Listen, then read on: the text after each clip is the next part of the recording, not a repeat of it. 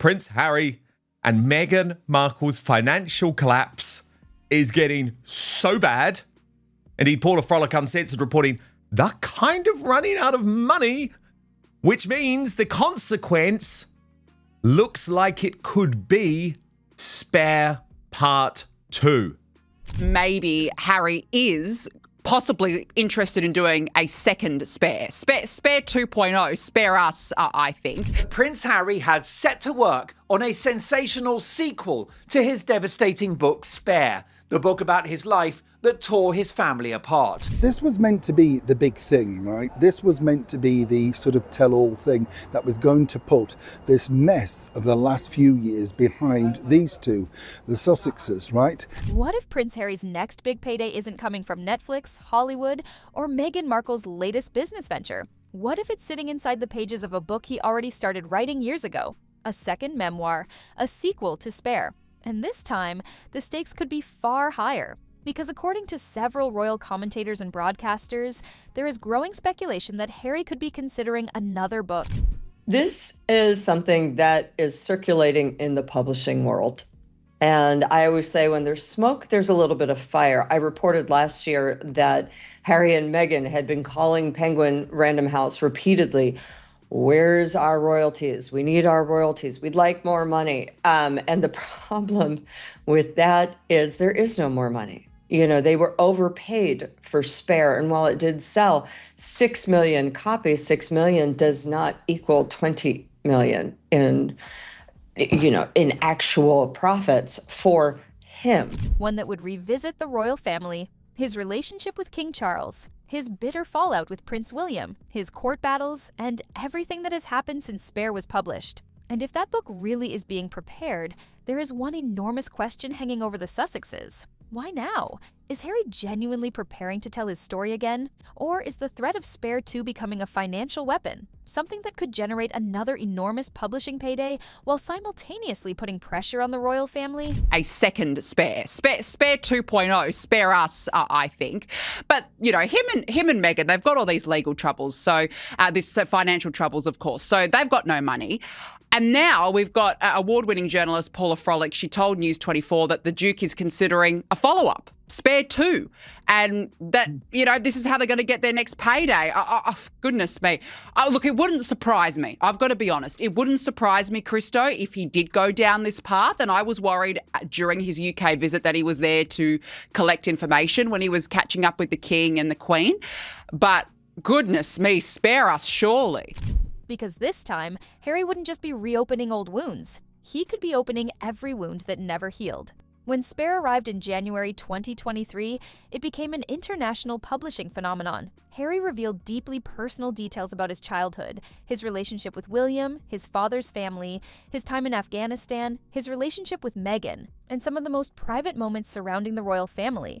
There were so many things in the original Spare book that were just, and I think we discussed this last time about having the small bedroom in Sandringham. I mean, you're in a royal palace. I mean, most people would be happy to be in the palace, but you've got the smallest bedroom. So, you know, there was strange things that he focused on. But you're absolutely right. And this is where I think William and, of course, let's not forget Princess Catherine are particularly smart, because they know that there is always this risk now that they are scouting for material. Anything that they do, let's not forget the forward of Spare. But there was always one detail that refused to disappear. Harry had previously suggested that he had left material out of the final book because it was considered too damaging. That possibility has now become one of the most intriguing parts of the Spare 2 speculation. Now, Spare 2 will feature revelations about his failed battle with the British government for royal security. It will be detailing the collapse of his charity Sente Barley. We'll get more details on the supposedly near-catastrophic car chase in New York City, which raised eyebrows given the notorious traffic in the Big Apple. Plus, we'll get Harry's perspective on Meghan Markle's business ambitions and the making of her Netflix show With Love Meghan, which we can now confirm will not be returning after season 2.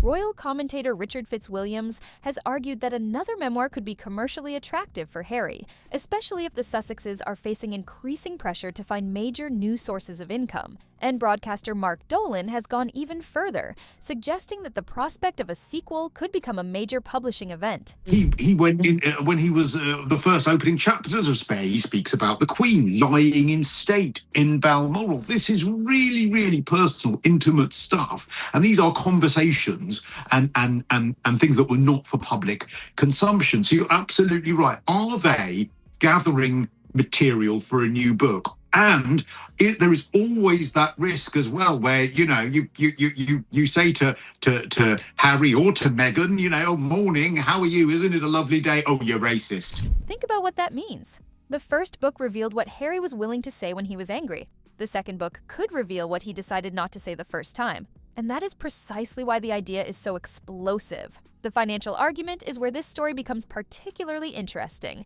The Sussexes have pursued multiple commercial ventures since leaving royal duties. There have been streaming deals, podcasts, television appearances, speaking opportunities, documentaries, books, and business projects. But several of those ventures have either ended, changed direction, or failed to become the long-term commercial empire many people expected. That leaves Harry with a problem. And there is absolutely no more royalties coming out of this. So I have heard from the same book people that there have been, hey, would you want a separate book? Would you want something else?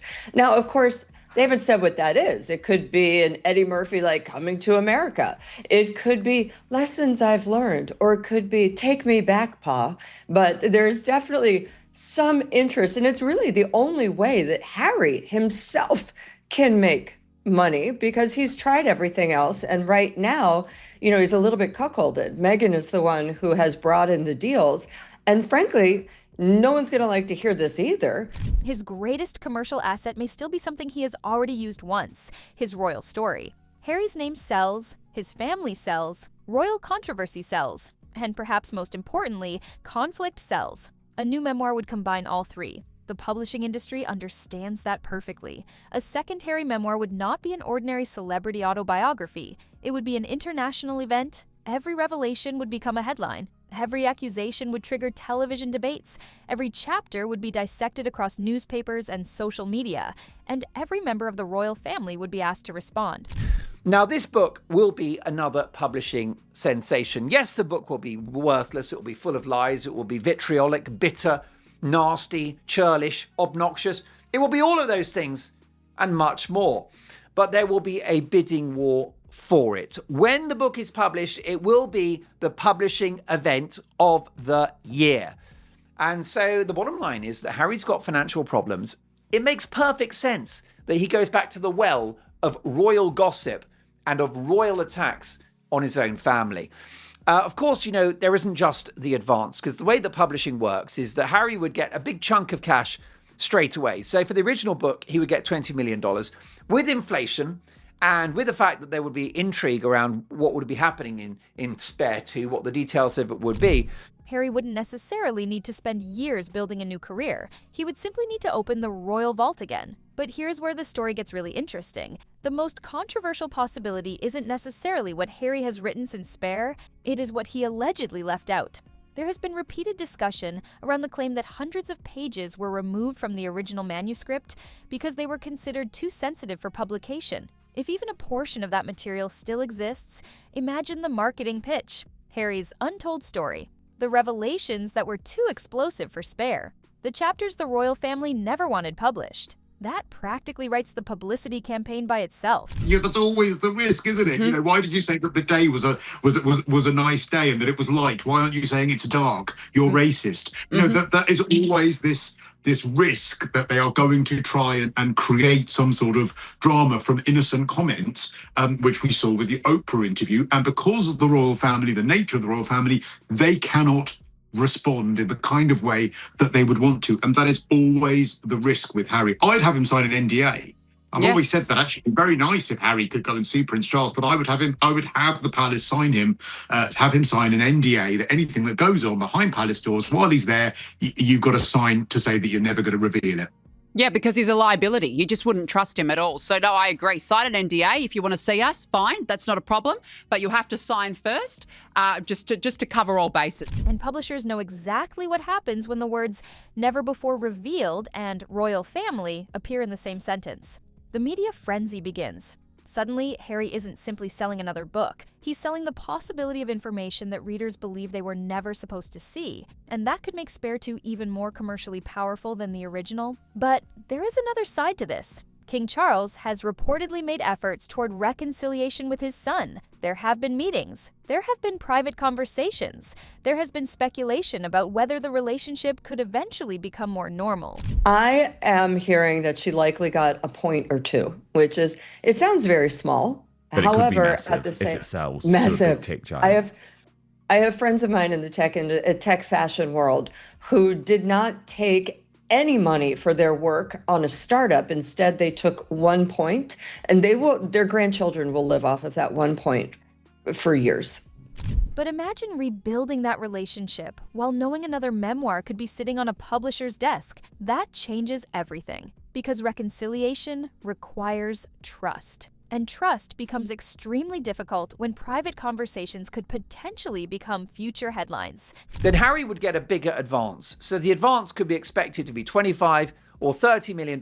It could be upwards of $40 million if a publishing house like HarperCollins thought he was worth the money. I will say, notwithstanding my reservations about the book, it was a commercial success. It made money for Prince Harry, and it made money for the publishers HarperCollins. So they do trust Harry. Harry can't be trusted to run a charity. Okay, Centre Barley is now a smoking ruin. He can't run a business. He's not very good as a family man. He's alienated his father, his brother, his sister-in-law, and just about everyone else in the United Kingdom. He's disloyal. This is why some commentators have described the possibility of another memoir as a nuclear option. Harry could meet his father privately. He could discuss family issues, he could appear to be rebuilding bridges, but if everything said behind closed doors might later appear in a book, what incentive would the royal family have to speak openly? The irony is brutal. The more Harry wants access to his family, the more damaging another tell-all could become. And the more he talks about reconciliation, the more questions people may ask about whether he can actually be trusted with private information. Spare 2 will be dreadful. It will be self-indulgent. It will be navel-gazing. It will be poor me, Prince Harry, the world's least happy millionaire, humpy-dumpy-dumpy-dump, my terrible life, humpy-dumpy-dumpy-dump. But there'll be great interest in it.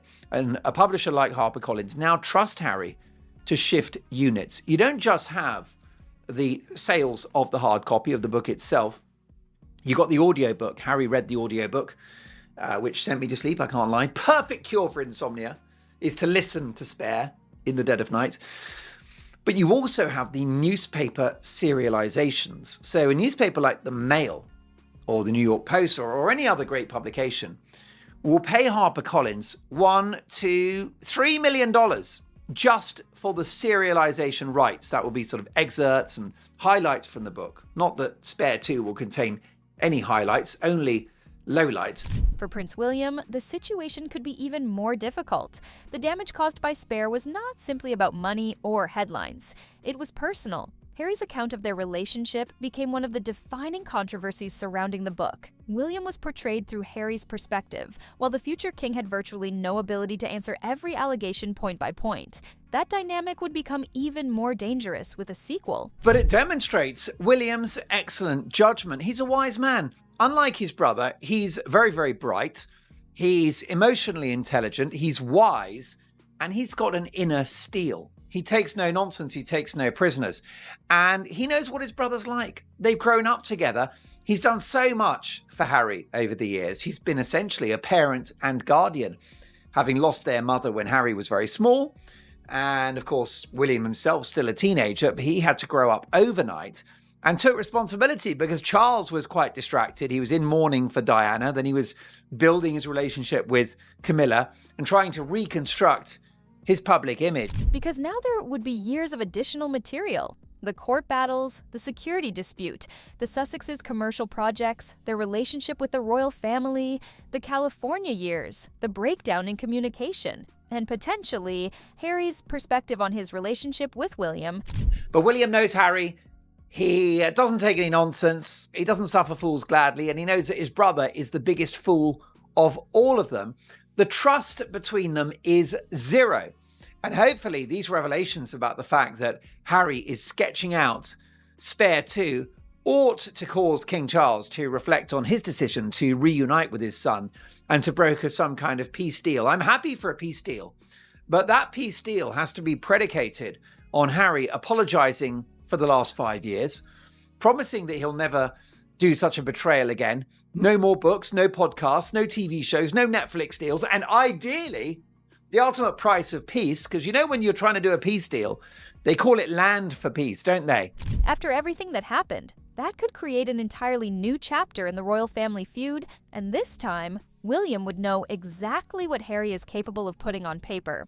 Then there is Meghan. The Sussexes have built much of their post-royal identity around telling their own story, but their commercial future has become increasingly complicated. Their media projects have not all developed into the long-running empire that was originally imagined. There have been canceled projects, changing partnerships, business experiments, and new attempts to remain commercially relevant. So, for example, a couple months ago, Ben Affleck sold, and it was not his company completely. It's the same deal that Meghan has with One-Off. He had points in a company, an AI company that was then sold, and he made hundreds of millions of dollars off of it.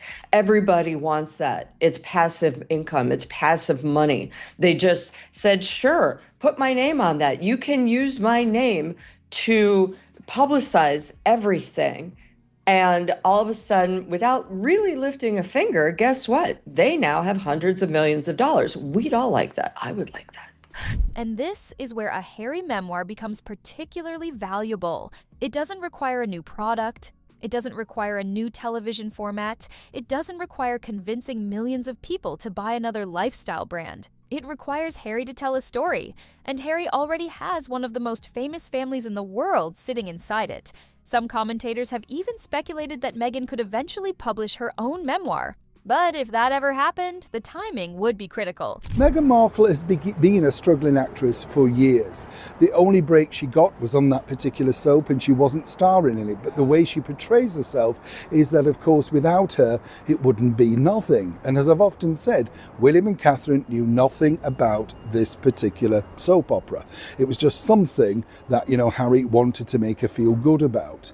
Now, behind the scenes, of course, things have not gone well. We all know that they're clearly having, I would say, monetary issues, because what happens in the land of celebrity, and you've seen this time and time again, is the fact that, their halcyon days, you can make a lot of money, but if you live big, then that money goes. A Meghan memoir after a divorce would potentially have a completely different commercial value from one published while the couple remained together. That is why speculation about a second Harry memoir naturally leads to a much bigger question. Could the Sussexes be running out of news stories and returning to the only story guaranteed to sell? The royal family. Perhaps the most fascinating part of this entire story is that Harry wouldn't even need to publish the book immediately. The possibility alone could have enormous power. There's no prenup. Our understanding is there's absolutely no prenup. So the understanding was always that, Meghan would be wanting to get half of Harry's money. But let's just go with your quite disturbing potential scenario, because, of course, I think we'd all find it pretty desperately sad if Meghan Markle ended up, getting some, 300 million payout or whatever for this clothing website. But just say it did happen. Does Harry get access to 50% of that money if there is a Californian divorce? Yes, of course. If a publisher knew Harry had another memoir in development, negotiations could begin. If the royal family knew another memoir was possible, private discussions could become more cautious. And if the public knew Harry was preparing another bombshell, the media cycle would start months before the first page was printed. That is the strange power of a royal tell-all. The book can become a story before the book even exists. And that may be why the speculation surrounding Spare 2 refuses to disappear. Because whether Harry is seriously writing it, merely considering it, or simply keeping the possibility alive, the threat itself has value. And the deal on the table, the land for peace on the part of Harry, would have to be divorce from Meghan Markle. As long as she's around, as long as she's in the scene and in Harry's ear, then the guy cannot be trusted. He can't be trusted because he's an empty vessel. He is actually not even a human being anymore, right? He's just an avatar, an hologram representing Meghan Markle, who is basically, like in one of those science fiction films, she's jumped inside of his head and controls everything.